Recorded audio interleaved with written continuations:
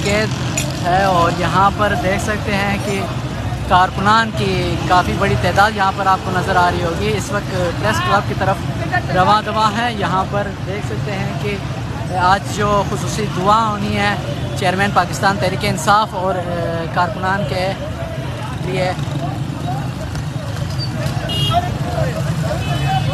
यहाँ पर देख सकते हैं यार मुंसिफ जी आपा ये आगे आराम से सब जी जी पीछे देखना गाड़ी में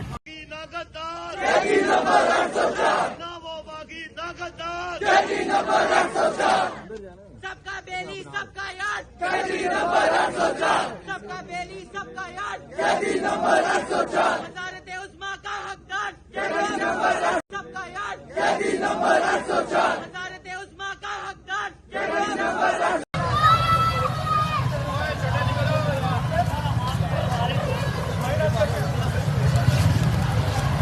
जी इस वक्त देख सकते हैं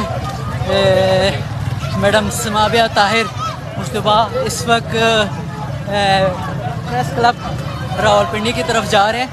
आज जो कि एक खुसूसी दुआ आज इमरान खान साहब और असीरान जो कैद हैं पाबंद सलासल जो कैद हैं इस वक्त उनके लिए खुसूसी दुआ की आज पाकिस्तान तहरीक इंसाफ ने आज ऐलान किया था। और इस वक्त देख